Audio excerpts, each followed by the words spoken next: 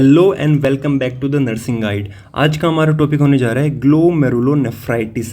So what is the meaning of glomerulonephritis? जिस भी word के एंड में आइटिस वर्ड लग जाता है उसका मतलब होता है इन्फ्लामेशन। यानी कि ग्लोमेरुलोनेफ्राइटिस क्या हुआ? Inflammation of the glomeruli. अब ग्लोमेरुलाई क्या होता है? पार्ट ऑफ द नेफ्रॉन होता है। ये किसका क्या फंक्शन होता है? Act as main filtering unit of nephron. Main filtering unit of nephron की तरह काम करता है, फिल्टर करता है वेस्ट और एक्सेसिव फ्लूइड को। Does not allow passage of molecule body needs, यानी कि ऐसे मोलिक्यूल्स जिनकी बॉडी को नीड होती है जैसे कि आरबीसी और प्रोटीन, उनको फिल्टर नहीं होने देता है। तो ये क्या क्या काम कर रहा है?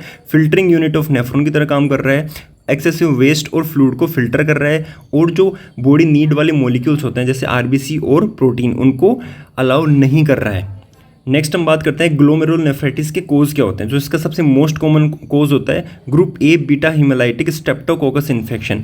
अब ये ऐसा नहीं है कि ये बैक्टीरिया खुद जाकर ग्लोमेरुलोनेफ्राइटिस कोज कर रहा है। इस बैक्टीरिया की वजह से एंटीजन एंटीबॉडी कॉम्प्लेक्स का फॉर्मेशन हो रहा है। इस बैक्टीरिया की एंट्री की वजह से एंटीजन एंटीबॉडी कॉम्प्लेक्स का फॉर्मेशन हो रहा है, और ये एंटीजन एंटीबॉडी कॉम्प्लेक्स जाकर ग्लोमेरुलस के अंदर जाकर स्टक कर रहे हैं। इसकी वजह से क्या कोज कर रहे हैं? ये इसकी जो फिल्ट्रेशन की पावर है उसको अफेक्ट कर रहे हैं।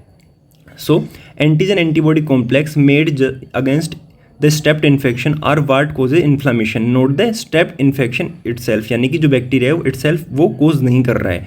Antigen antibody complex get stuck in glomeruli, यानी कि ग्लोमेरुलाई के अंदर जाके स्टक कर रहे हैं। इसकी वजह से glomeruli become inflamed and damage causing. इसके अंदर डैमेज कोज हो रहा है और इन्फ्लामेशन कोज हो रहा है। इसकी वजह से क्या होगा?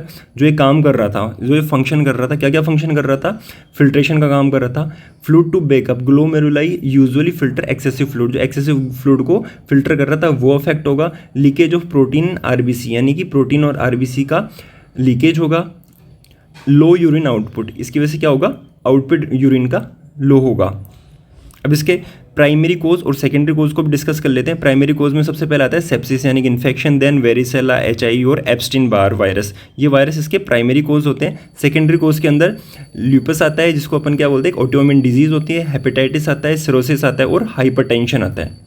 नेक्स्ट हम इसके साइन एंड सिम्टम्स की बात करते हैं। सबसे पहले सिम्टम क्या आता है? ओलिगो यूरिया और ब्राउन टी कलर यूरिन, यानी कि यूरिन का जो फॉर्मेशन है वो कम हो रहा है और यूरिन का आउटपुट कम आ रहा है। ब्राउन टी कलर यूरिन किसकी वजह से आ रहा है? क्योंकि यूरिन के अंदर ब्लड आ रहा है, इसकी वजह से क्या हो रहा है? Brown T colour urine show हो रहा है। नेक्स्ट आता है हाइपर वॉल्यूमिया। हाइपर वॉल्यूमिया क्या हो रहा है? क्योंकि फ्लूइड रिटेंशन हो रहा है। Fluid is backing up because glomeruli are not working to filter out excessive fluid. अब जो मेन ग्लोमेरुलस का काम था जो ब्लड को फिल्टर करना वो ही नहीं हो पा रहा है, तो उसकी वजह से क्या हो? फ्लूइड का रिटेंशन हो गया और बॉडी के अंदर हाइपर वॉल्यूमिया क्रिएट होगा। अब इस हाइपर वॉल्यूमिया के अंदर जो है फ्लूइड बढ़ रहा है, इसकी वजह से क्या क्रिएट होगा? हाइपरटेंशन होगा, एडिमा होगा, जेवीडी, क्रैकल्स और डिस्निया। डिस्निया क्यों हो रहा है?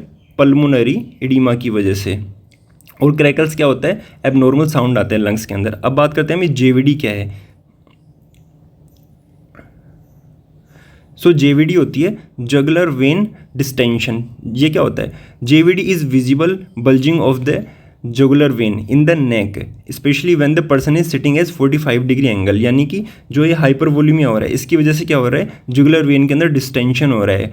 ये विजिबल बल्जिंग यानी कि एक उभार सा शो हो रहा है। ये देखिए यहाँ पर एक पेशेंट बैठा है, इसके नेक के ऊपर एक उभार शो हो रहा है, इसको क्या बोलते हैं अपन? Jugular vein distension. ये भी एक क्या है? साइन एंड सिम्टम है ग्लोमेरुलोनेफ्राइटिस का। अब अपन ट्रीटमेंट की बात करते हैं। तो ट्रीटमेंट के अंदर अपना गोल क्या है? Protect kidney from further damage and treat underlining cause. यानी कि प्रोटेक्ट किडनी को हम जो है फर्दर जो डैमेज है उससे प्रोटेक्ट करते हैं।